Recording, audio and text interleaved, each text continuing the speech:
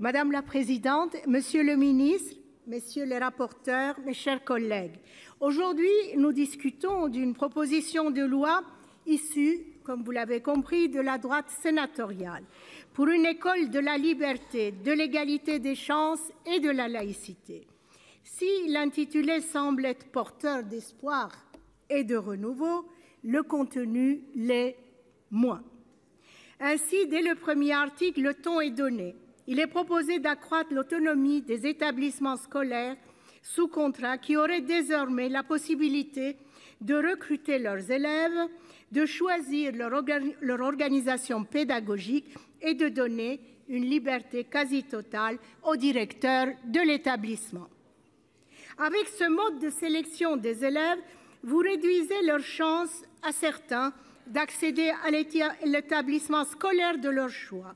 Par ailleurs, les inégalités entre élèves ne cessent de s'aggraver, le poids de l'origine sociale se reflète inévitablement dans les résultats scolaires. Le système éducatif français ne parvient plus à prendre en charge les élèves les plus faibles.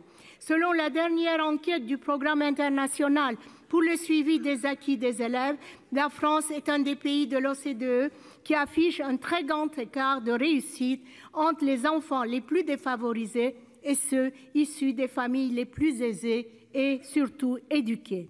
C'est un chantier sur lequel il est urgent de travailler et pourtant les mesures proposées sont insuffisantes et ne semblent pas répondre à cet impératif de réduction des inégalités scolaires.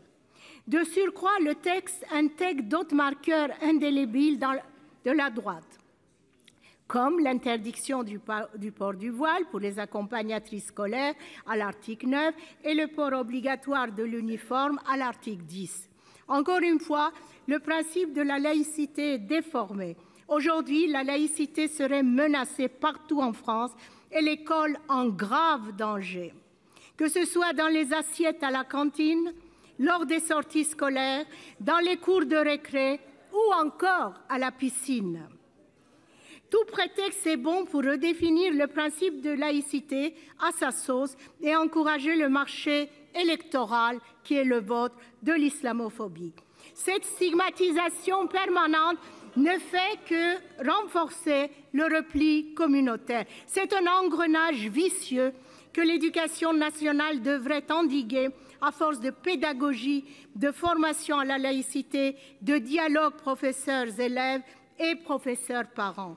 Emmanuel Macron a déclaré le 16 mars dernier qu'il ferait de l'école sa priorité et faire de sorte que l'école soit ouverte à tous, émancipatrice, libératrice et inclusive. Ce texte ne répond visiblement pas à cette ambition.